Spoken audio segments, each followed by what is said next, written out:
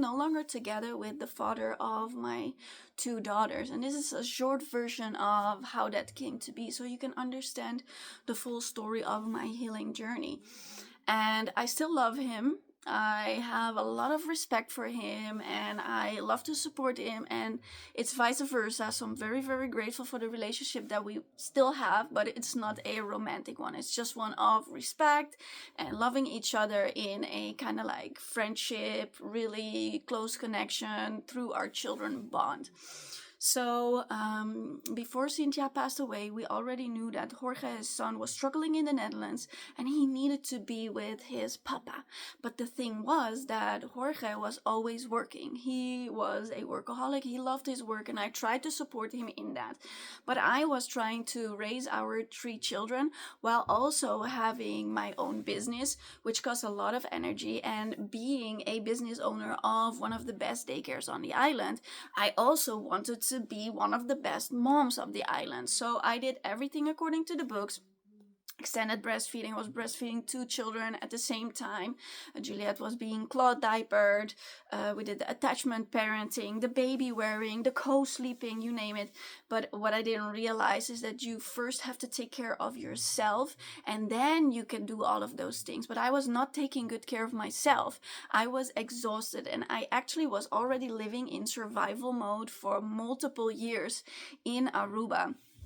So I was not taking good care of myself, and knowing that Jorge's son was coming was causing some struggles between the two of us, because I said, okay, if he's coming, I totally understand and I see that he needs to be with his papa, but you need to show me that you can be more available and be more here to help, because I just cannot take care of another child. And then Cynthia passed. So we had already decided to move. So 1 month after Cynthia passed, we had to move into that other house, and Jorge's son was also coming. And I was struggling how to deal with that, like losing one child, and then all of a sudden it didn't feel like replacing, but I was struggling really, really hard how to deal with that. And I decided to go to this spiritual woman on the island because multiple people had recommended her to me. So I went there and I told her my story to see how she could help me. And I went there because I said, you know what, this is what happened to me. I lost my daughter, but my partner's son is coming and I'm struggling, but I want to welcome him because I see that he needs this, but how do I do it? Like, I need help.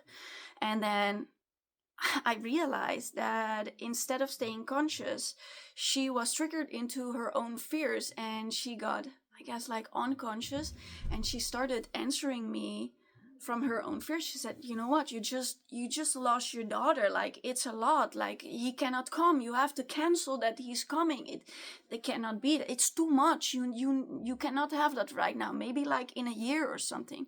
And I was like, yeah, I need help, but he also need help. And how are we going to combine the two?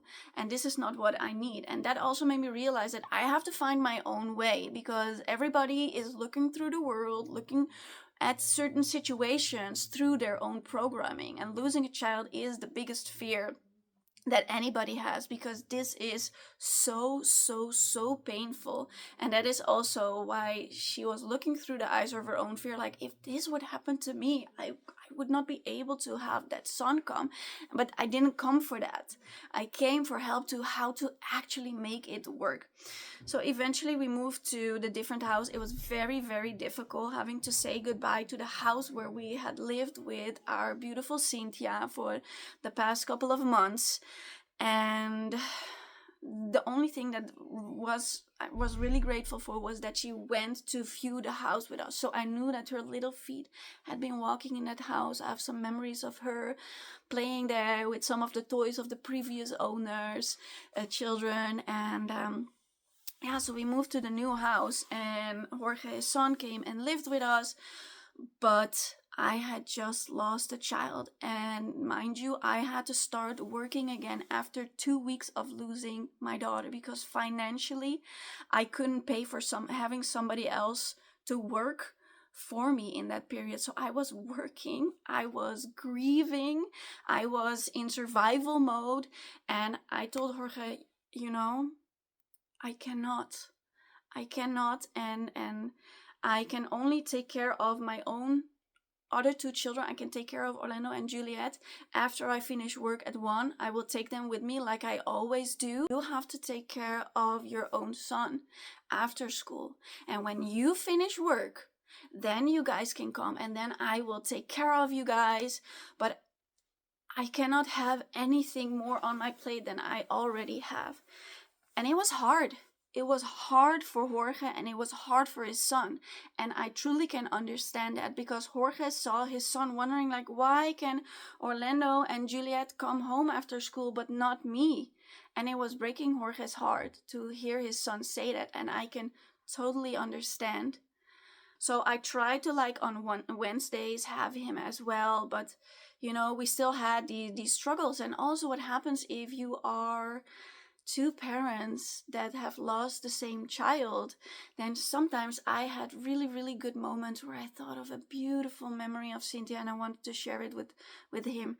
And while I did so, I brought him down into his grief, and then he was crying, and then he pulled me with him. And other days he was really, really happy, and I was struggling, and I was pulling him down in this. And back then I didn't have the tools. I didn't understand that man and woman, that moms and dad grieve differently.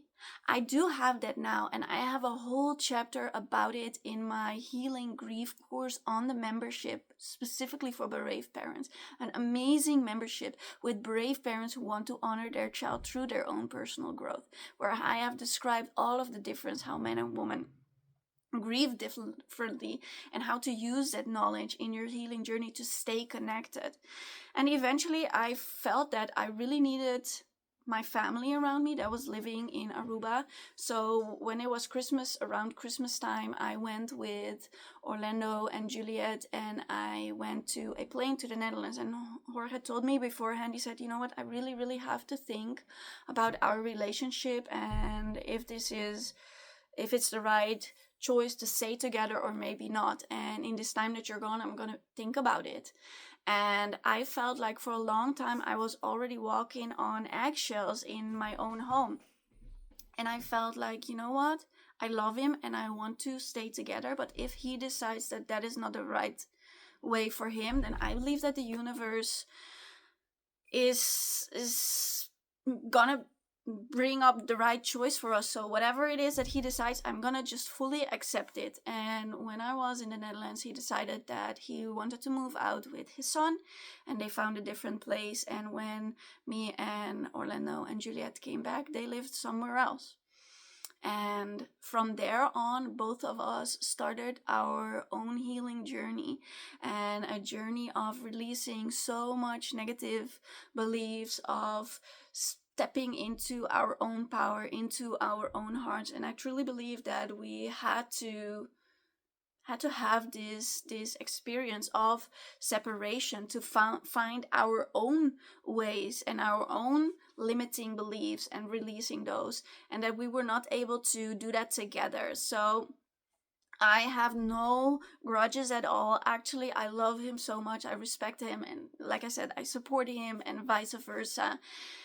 And yeah, we have had a lot of experience together, beautiful ones, so many beautiful memories.